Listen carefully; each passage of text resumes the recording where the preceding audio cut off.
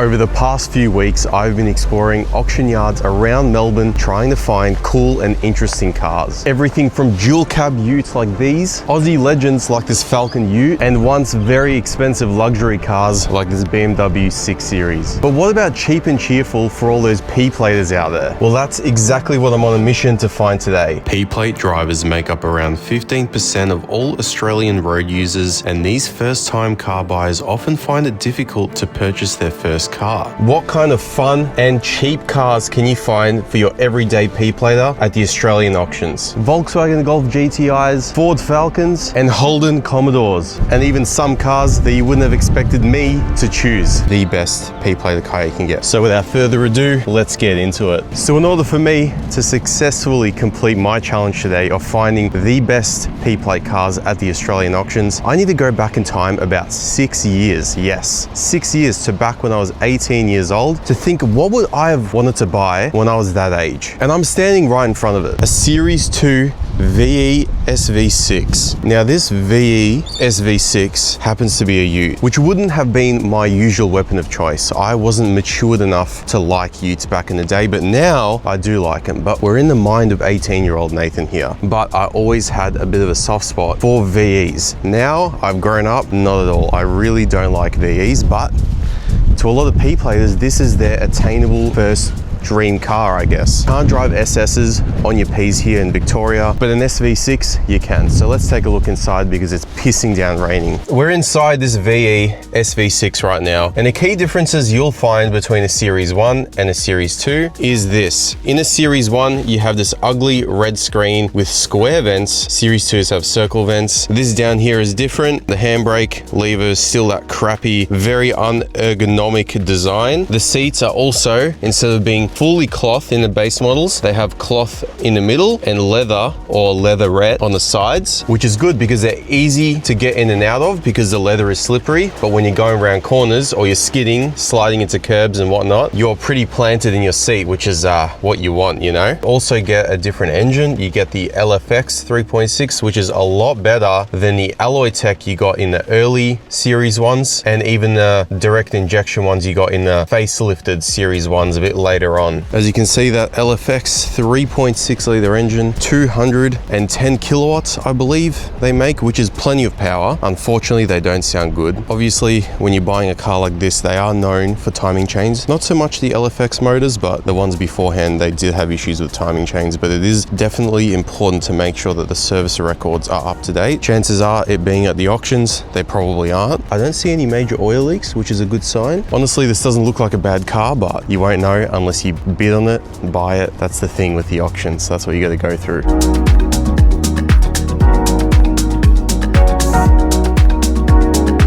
The car I'm standing in front of right now has been becoming increasingly popular, especially amongst P-platers, and that is of course the V6 Toyota Crown. These are a great car. They are loosely based off the Lexus IS350, but Lexus IS350s are not P-plate legal, whereas these things are. They're also considerably less money than an IS350, but they are a pretty cool car. You get a 3.5 litre 2GR V6, which makes plenty of power. They sound good, and because it's a Toyota, they're very reliable. Honestly, you are getting a lot of bang for your buck with these cars. First up, you're getting keyless entry, which for a sub $20,000 car with the performance and stuff that this has in it, honestly, a great deal. So inside, it's actually a very nice place to be. This doesn't seem to be a very highly optioned one, but nevertheless, I mean, you still get electric seats. As you can see here, you get a 6-speed auto with a Tiptronic mode. And of course, for all you P-platers out there, yes, it is rear-wheel drive, and no, it doesn't have a limited slip diff, which is actually one of the prerequisites of a P-plater owning a rear-wheel drive car. You can't have a limited slip diff because, you know, who's going to provide all that entertainment on Instagram reels crashing into curbs? But someone in here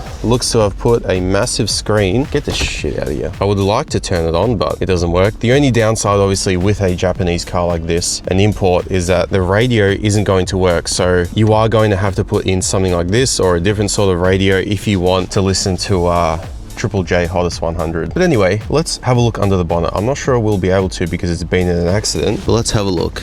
Well, turns out we can, and we get to have a bit of a better look at this 3.5 litre 2GR FSC. These engines are really, really good. They make great power. They're very reliable, and you can tune them up a little bit, and they even came supercharged in some models like the TRD Orion, and they're so good that Lotus use them in their Exeges and their Evoras. So you know that if a sports car company like that is using a Toyota motor, you know it's going to be good. And right on cue, it's starting to rain again.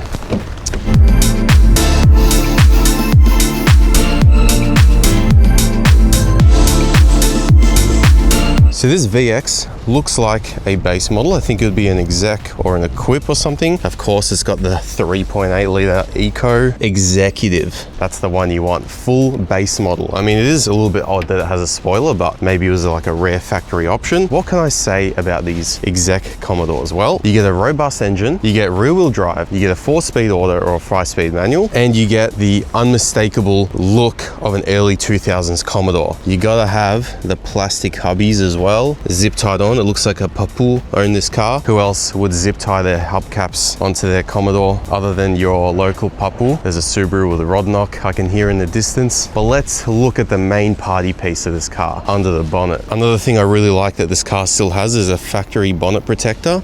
Look at that. It's probably worth a bit of coin, that. Oh, even the struts work. That's worth it just by itself. 3.8 litre pushrod Ecotec V6. Very good engines, very reliable. They don't go anywhere particularly quickly, but they'll definitely let you have a bit of fun, especially in shit weather like it is today. I guess the advantage that this Commodore has over an AU of the same generation is that most, actually all sedans have independent rear suspension. Let me know in the comments below, are you team 3.8 or team 4 litre? This is probably the cleanest Commodore interior I've ever been in. It is immaculate in here. The headliner is not sagging. The seats aren't torn, ripped, nothing. You got a bit of sag, but you know, that's to be expected with a basically 25-year-old car. Look at the handbrake. It's perfect. It doesn't catch up here. You got that oh shit, handbrake doesn't work very well. 4-speed, 4L60E, bit of a transmission, but it's, you know, it's right on par with the AU's BTR, so they're pretty level pegging there. This one only has 208,000 kilometers, which confirms my theory of probably the fact that this car was owned by a Papu. Euro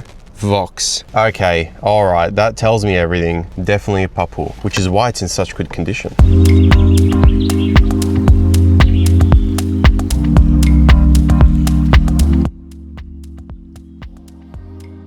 Now, how can we make a P-plate special without including a dual cab? So we got a 1KD KUN 26R Hilux, obviously P-plate of white. Got the bull bar, you got the muddies, got the canopy, ARB. Of course, we've got the obnoxious rear bar, and it probably has a straight pipe because every tradie P-plater wants to impress their high school girlfriend when they pick them up. So it's gonna have that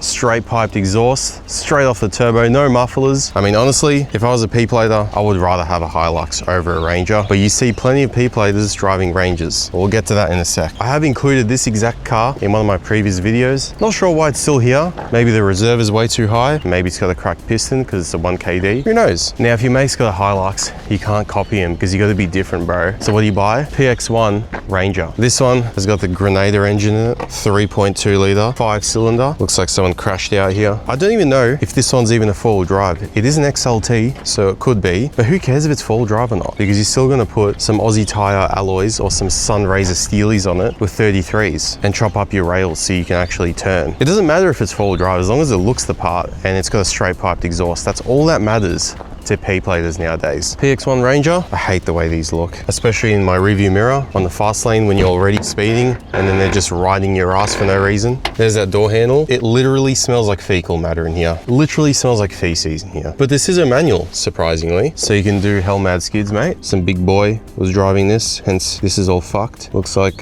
his high school girlfriend did try and stitch it up, which is good.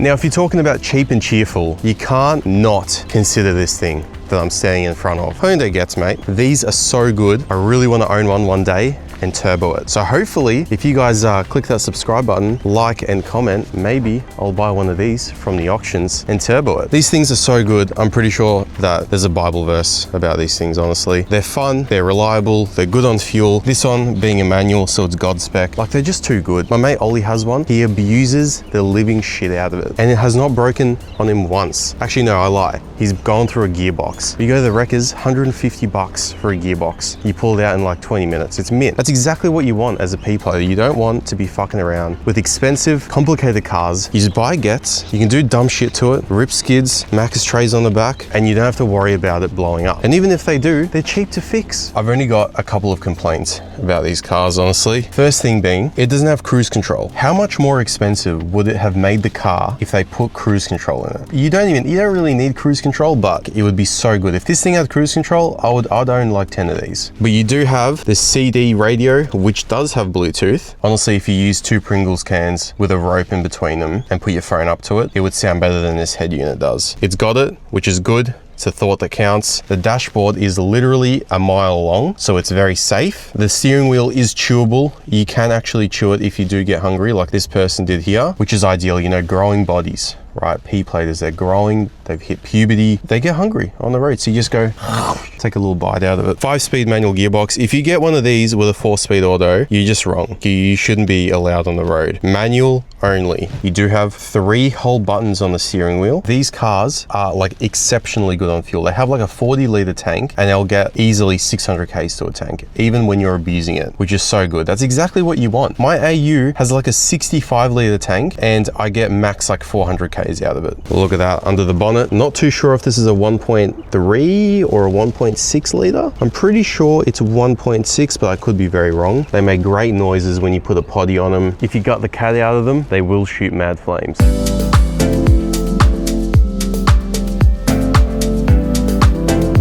They have set up these 2 cars in front of me right next to each other, knowing that I used to own both of these, and actually I own one of them currently. R36 Passat, and of course an AU XR6. But we'll start with this thing first. So before my YouTube career started, long-time followers of my Instagram and long-time followers of RexH actually would know that I used to have a wagon version of one of these. I loved this car so much. I regret getting rid of it to this day. I'm glad that there's one here for me to look at. I think this is the best P-plater car that you can buy for the money, and I'll explain why right now. So first of all, in the interior, you get a sunroof. Mine didn't have a sunroof. Kind of happy it didn't, because they do have a tendency to leak, but we'll brush past that. You have 21-way adjustable Recaro seats that are not only Alcantara, but also leather with the R36 embossed into the backrest of the seat, which is, you have this sort of flat bottom steering wheel, which is nice and chunky, feels really nice to hold. It does look a little bit outdated, so what a lot of people do is they take the Mark 6 steering wheels and they put it in these, because they're a lot more sort of period correct for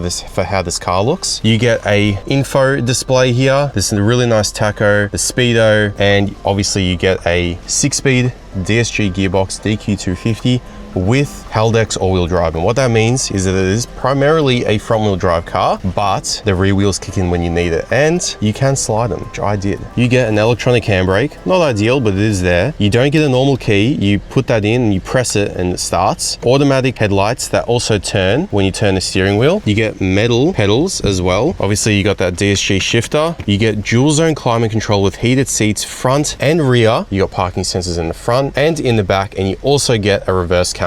Like, it's honestly packed with features, and now that I have my AU, I kind of wish like that I had some of those features in my AU, but you know, it's a completely different class of car, completely different price bracket. I ended up selling mine and getting a Toyota Aristo, which didn't live up to my R36, and I ended up selling it, and I was very upset. Let's have a look under the bonnet, because this is where this car shines. So what you have under here is a 3.6 liter V6, and you might be thinking, what the fuck is this V6? It's drunk. Like, what are all these coils doing so close together? Well, that is the beautiful part about this car. It has something called a VR6, which which instead of having 45-degree banks, it has 15-degree banks. So pretty much this V6 is one block and one head, and the cylinders are like this. So you got one cylinder here and one cylinder here. They're like very close together, hence why it's like diagonally placed, and in turn it gives them a very unique and cool V6 rumble. These make 220 kilowatts, I believe. Plenty of power for a P-plater. They're not the quickest thing in the world, but when you're a P-plater, you haven't experienced all those quick cars yet, so you think that you have the fastest car in the world. But personally, if I was to get one, I wouldn't get a sedan like this. I would opt for the wagon because they're a lot more practical, and as a P-plater, you know, you want a bit of room in the back. I will probably crown this as the best P-plater car you can get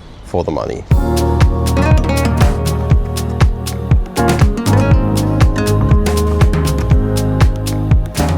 But as you grow up and you feel like you want a little bit more fun, or you don't have 10 to 15K to spend on one of these, you can spend about a third of that and get yourself an AU Falcon. And this is not your normal AU Falcon. This is a Series 3 XR6 AU finished in this beautiful blueprint blue metallic paint. You do not see many of these blueprint AUs driving around.